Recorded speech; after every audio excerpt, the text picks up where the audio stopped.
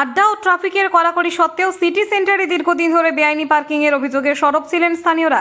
অভিযোগ ছিল স্মার্ট বাজারের সামনে এক বেসরকারি সংস্থার নাম ব্যবহার করে প্রকাশ্যে গাড়ি চালকদের কাছ থেকে টাকা তোলা হচ্ছিল, কিন্তু পারমিশন বা প্রশাসনিক অনুমোদনের কোনো নথি দেখতে পারেনি সংশ্লিষ্টরা। কালেকশন এজেন্টের তরফে বেঙ্গল সৃষ্টির অনুমতি রয়েছে বলে দাবি করা হলেও তার পক্ষে কোনো লিখিত প্রমাণ সামনে আসেনি, ফলে প্রশাসনের ভূমিকা নিয়ে উঠেছে প্রশ্ন।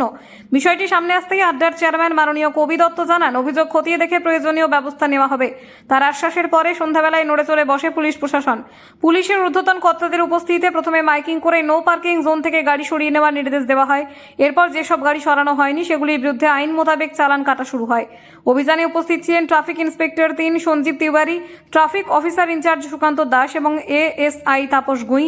তাদের নেতৃত্বে গোটা এলাকা জুড়ে কড়া নজরদারি চালানো হয়। স্থানীয়দের মতে, দীর্ঘদিনের সমস্যার পর প্রশাসনের এই দ্রুত পদক্ষেপে কিছুটা স্বস্তি ফিরেছে এলাকায়। তাদের দাবি, ভবিষ্যতেও নিয়মিত নজরদারি এবং কঠোর ব্যবস্থা বজায় রাখা হোক, যাতে ট্রাফিক শৃঙ্খলা অটুট থাকে এবং সাধারণ মানুষ অযথা হয়রানির শিকার না হন। এ বিষয়ে ট্রাফিক ইন্সপেক্টর সঞ্জীব তিওয়ারি আমাদের জানান, নির্দিষ্ট জায়গা ছাড়া কোথাও পার্কিং করতে দেওয়া হবে না। নিয়ম ভাঙলে আইন অনুযায়ী ব্যবস্থা নেওয়া হবে। অভিযান আগামী দিনেও চলবে। তার পাশে একটা কাটা হলে পার্কিং প্লেস করা হচ্ছে, এখানে নিজে গাড়ি পার্কিং করে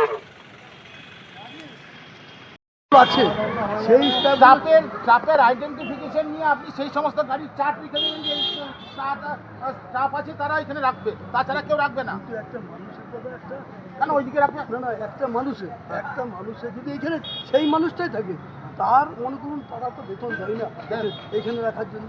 না কেন দেবে তাদের পারিশ্রমিক আপনাকে ভাবার দরকার নেই। এটাকে আপনাকে কি ভাবতে বলেছে? আপনার কাছে তো আমি কালকে আসবো, আপনার যে টিকিট কাউন্টারে কাটছিল তার স্লিপটা আমাকে দেন। উনি পালিয়ে গেলেন কেন? এতক্ষণ যে কালেকশন করছেন উনি চলে গেলেন কেন? হ্যাঁ, ভয়টা কিসের? আপনি যদি কোনো অন্যায় না করেন। বলছি, প্রশাসনের তরফ থেকে এত সুন্দর দুর্গাপুরের পার্কিংয়ের ব্যবস্থা করে দেওয়া হয়েছে এবং রাস্তার ধারে যে অবৈধভাবে যে পার্কিংগুলো হচ্ছে যেগুলোর জন্য, সেগুলো পুলিশ প্রশাসনের তরফ থেকেও প্রচুর ভালো উদ্যোগ নিয়ে এই অভিযান চালানো হচ্ছে মানুষকে সচেতন করার। কিন্তু এরই মধ্যে দেখা যাচ্ছে যে একদম স্মার্ট বাজারের সামনে অবৈধভাবে টিকিট দিয়ে, প্রিন্টেড রসিদ দিয়ে পার্কিং কালেকশন করা হচ্ছে।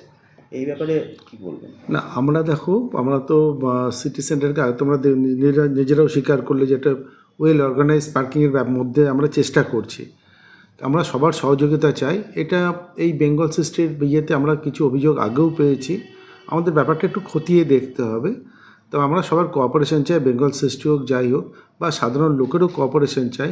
এবং যদি কেউ আইনানুগভাবে না চলে বা আমাদের সঙ্গে বা যাদের পার্কিংটা হচ্ছে তাদের সঙ্গে সহযোগিতা না করে, তাহলে অবশ্যই আইনানুগ ব্যবস্থা নেব এবং সেটা কিন্তু যথেষ্ট কড়াভাবে নেওয়া হবে। এটা আমি তোমাদের তো মেসেজটাও দিতে চাই যে যদি কোনো সুবিধা অসুবিধা থাকে আমাদের সঙ্গে কেউ আলোচনা করতে পারে, কিন্তু কোনো রকম যদি নন কোঅপারেশন থাকে, বা আবারও বলছি, আই লাইক টু রিপিট, যদি এরকম কোনো ব্যাপার থাকে যেটা অবৈধ, আমরা কিন্তু খুব কড়া স্টেপ নেব। পুলিশ প্রশাসন, এডিডিএ, কর্পোরেশন সবাই মিলে। তো এটা এক ধরনের সাবধান বাণী হিসাবেও যেন তারা ধরে নেয়। স্যার, আজকের এই অভিযান আপনাদের মূলত কিসের জন্য? না, আমরা বেশ কিছুদিন ধরেই চলছে এটা। এডিডিএ থেকে বিভিন্ন জায়গা নো পার্কিং বোর্ড দেওয়া হয়েছে, নো পার্কিং এলাকা। এখানে মানুষের চলাচলের অসুবিধা হচ্ছে। এই যে সামনে পেভ দেখছেন, এতে মানুষ হেঁটে চলাচল করার কথা, কিন্তু এই বাইক রাইডাররা রেখে দিচ্ছে বাইক। তার ফলে হচ্ছে কি, পাবলিকের অসুবিধা হচ্ছে। এই নো পার্কিং এলাকার সামনে রয়েছে দেখুন পার্কিং, অথরাইজ পার্কিং, সেখানে মানুষ না রেখে রোডের ওপর গাড়ি রাখছে, এতে অ্যাক্সিডেন্ট বাড়ছে, মানুষ পড়ে যাচ্ছে। তার জন্য আমরা এই নো পার্কিং অভিযান করছি। নো পার্কিংয়ে যারা রয়েছে তাদের যেমন আমাদের অ্যাজ পার ল আমরা প্রসিকিউশন করার সেগুলো করছি। নো পার্কিংয়ে বাইক রাখলে মোটামুটি জরিমানা কীরকম করা হচ্ছে? নো পার্কিংয়ে যেটা অ্যাজ পার ল যেটা ফাইন আছে সেটাই ফাইন আছে। স্যার, আরেকটা প্রশ্ন আপনাকে করব। এই স্মার্ট বাজারের কাছে একটা অভিযোগ এসছে, একটা অবৈধ পার্কিং চলছে, মানে অবৈধভাবে পার্কিংয়ের নামে টাকা তোলা হচ্ছে। সেই ব্যাপারে কি কোনো কমপ্লেন গেছে আপনাদের? না, তেমন কিছু না, তেমন কিছু তো আমাদের কাছে আসেনি। অবৈধ পার্কিংয়ের কথা কোনটা বলছেন আমরা তো জানি না, আর আমাদের কাছে সেরকম কোনো কমপ্লেন আসেনি।